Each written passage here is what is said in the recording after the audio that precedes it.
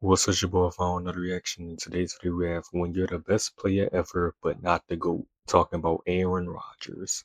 Uh, I ain't gonna say, nah, he ain't the best player ever, but he a top five quarterback for sure. He top five or top three. You know what I'm saying, A record of he top five though. He top five. 7 Super Bowl rings, while Aaron Rodgers only has 1. But Tom actually called Aaron the greatest passer of the football the league has ever seen. He is the greatest passer though.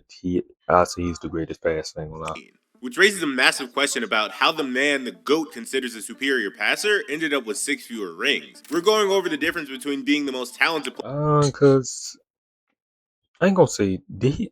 I gotta look back at all them. He probably gonna talk player on the about him. Did he really choke in playoff games? field and being the greatest of all time. We have to actually It's a team sport, bro. The team can't. Everybody gotta play good, bro. The team can't. It's a team sport. Everybody gotta be on the same page. One nigga could let the whole team down. what he did on the field, because we need a full picture on what he actually accomplished before we get to his shortcomings. Aaron Rodgers has a career 102.6 passer rating, which stands as the highest mark for any quarterback in NFL history with a real sample size tied with Lamar Jackson. Brady finished his career at 97. Lamar is an amazing passer too. Y'all got respect. Y'all don't talk about Lamar passing enough. 2024, Lamar was Aaron Rodgers with wheels. 2, and while both of those numbers are elite, Rodgers leads by more than 5 full points. In a game where the difference between a good year and a legendary one is just 2 or 3 points, that 5-point lead is a total blowout. Passer rating isn't a perfect stat though, but the thing is, every single efficiency metric we have tells the exact same story. Rodgers beats Brady in completion percentage, he beats him in yards per attempt, and he absolutely destroys him in touchdown to interception ratio.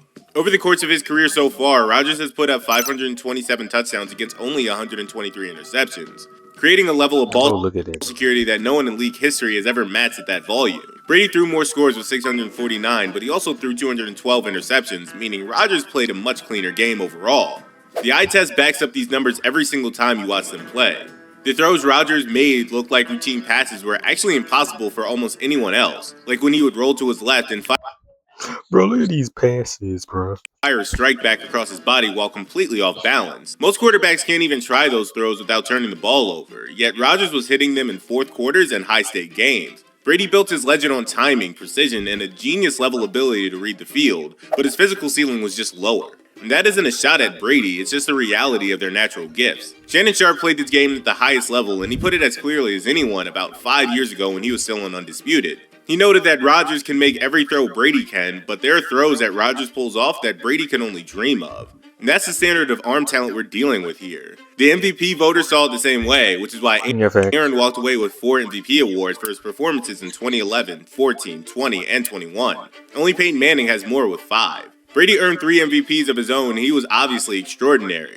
But the gap in raw passing ability was something even the experts couldn't ignore. If you took both of these guys at their absolute peaks and asked every defensive coordinator in the league which one they'd hate to face in their prime, most would pick Rodgers.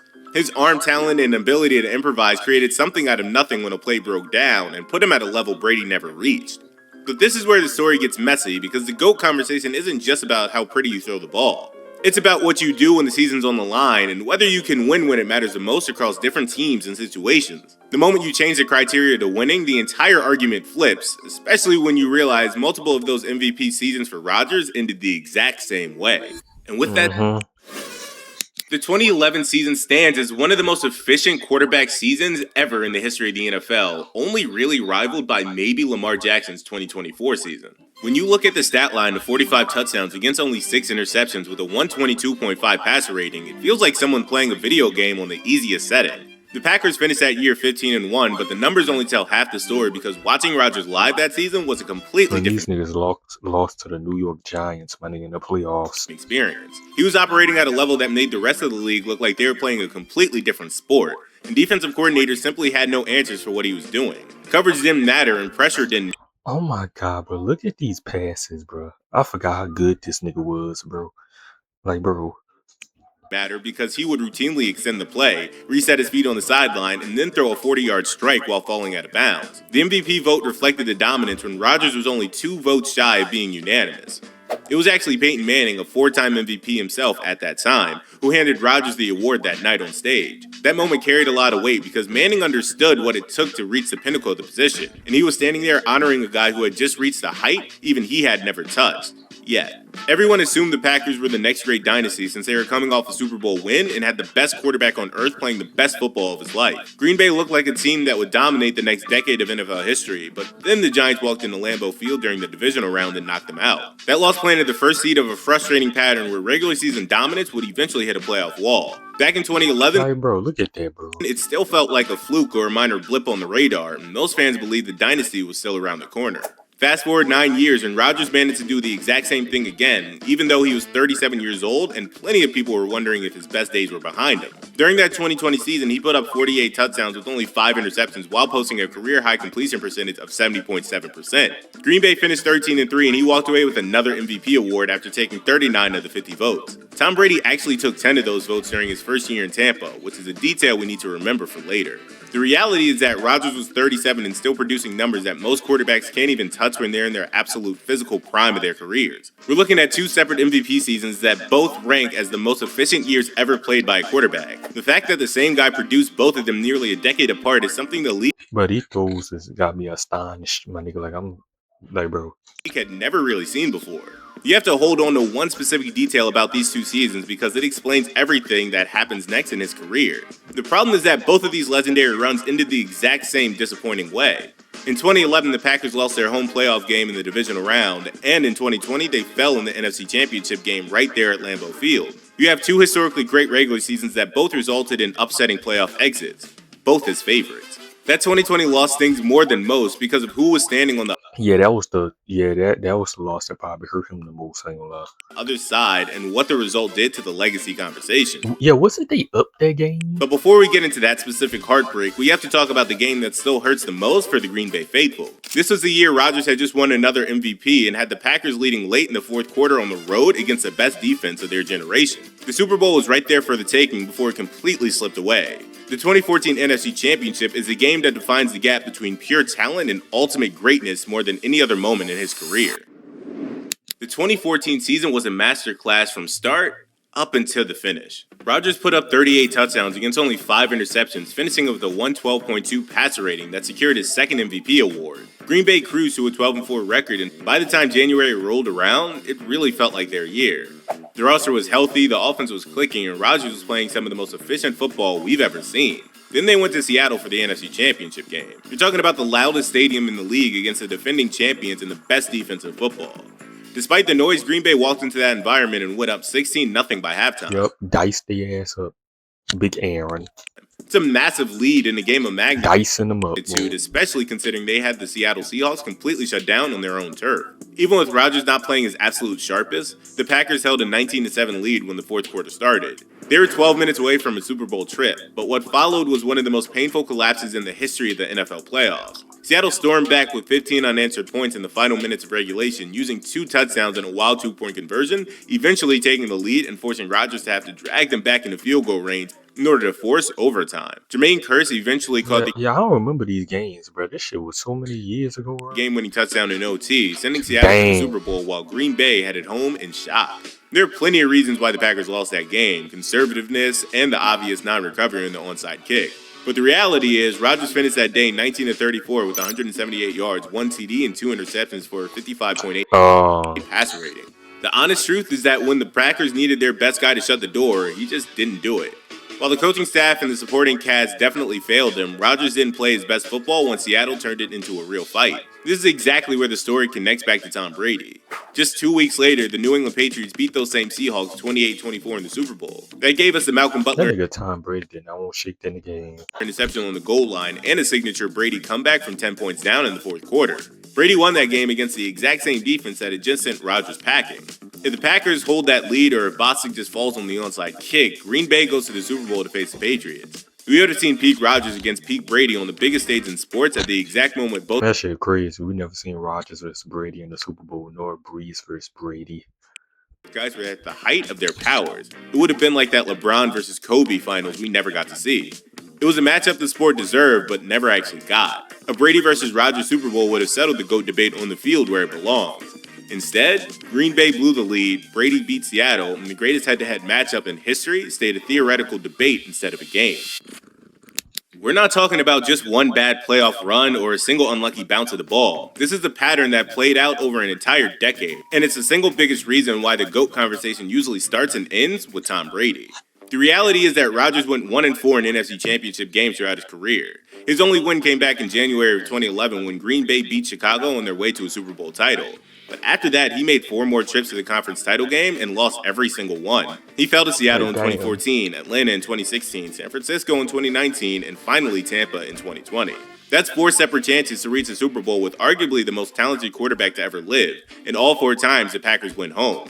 Now, before we dig into the numbers, the fair thing to say is that Rodgers didn't lose these games by himself. The Green Bay defense gave up 30 or more points in several of those matchups, and the coaching staff certainly did not always have the best game plans ready to go. Football's a team sport, and Rodgers was carrying Super Bowls is not a quarterback stat, y'all. This is a team sport. More than his fair share of the weight during most of those seasons. But this is where it gets uncomfortable because the numbers for those 5 NFC Championship games tells a story that's very hard to explain away. Across those 5 starts, Rodgers averaged a passer rating of 83.7 while throwing 9 touchdowns against 8 interceptions. In those 4 losses specifically, there were long stretches where he simply didn't take over the game the way the best quarterback alive is expected to do. The version of Rodgers who went 19 for 34 for 178 yards with 2 interceptions against Seattle in 2014 was not the same guy who threw for 45 touchdowns and only 6 interceptions in the regular season that year. While he threw for so this nigga was like Lamar Jackson, a regular season quarterback, like, because I don't remember a lot of these seasons. This was years ago, the 2010s. Like, time going by so fast. So Aaron Rodgers had like, at least he won the Super Bowl. He did win one, you know what I'm saying? But he had like the Lamar Jackson shit in the playoffs. 7 yards and 3 touchdowns against Atlanta in 2016, the Packers still found themselves in a massive hole that he couldn't dig themselves out of in time. When you look at Brady in those same kind of games and high-stake moments, 44-15, boy, Atlanta put that belt on them. It's a completely different story, and we'll get to that in a minute. The matchup that probably haunts the legacy of Rodgers more than any other is the San Francisco 49ers. He's 0-4 against the Niners in the playoffs, which means he has 0 wins and 4 losses against the one team and one scheme he could never seem to solve. In those 4 games, his stats look fine on paper, but Green Bay never actually won the game. At a certain point, having a high completion percentage doesn't mean much when you keep losing to the same opponent every January. What makes this wall even harder to accept is that the talent was never the issue. In almost all of these playoff runs, Rodgers was still making throws that nobody else in the league could even dream of making. The problem was never his arm or his physical ability, but rather the final result or the scoreboard. In the GOAT conversation, results are the only thing that truly matters. Brady went 9-4 in conference championship games over his career, while Rodgers went 1-4. That's not a small gap between 2 greats. It's really just funny by comparison. The thing is, Rodgers knew exactly what was at stake every time he stepped onto the field. He wasn't losing these games because he didn't care or because he wasn't prepared for the moment. He was losing them because the margin between winning and losing at that elite level is razor thin, and for over a decade that margin kept coming up just short for the Packers. 1 ring, 4 MVPs, and 4 NFC Championship losses is the career summary in its most brutal and honest form. When you look at the full rivalry between these two, Brady and Rodgers met 5 times between the at least he got him one, just like Drew Brees. At least he got him one. Playoffs in the regular season. While Brady won 3 of those, Rodgers only won 2. The rivalry kicked off in December of 2014 when Rodgers led his Packers to a 26-21 victory over Brady's Patriots. For the fans in Wisconsin, that win served as definitive proof that their quarterback could look the best in the world in the eye and come out on top. It took a few years, but Tom eventually found his answer in 2018 when the Patriots traveled to Lambeau for a Sunday Night Football showdown. New England's offense moved the ball whenever they wanted during that 31-17 win, and the Green Bay offense never found a consistent rhythm.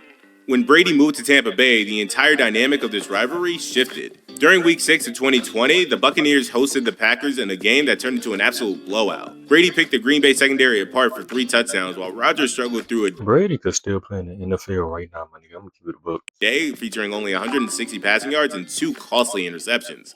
The real defining moment of this rivalry arrived on January 24th of 2021 for the NFC Championship game at Lambeau Field.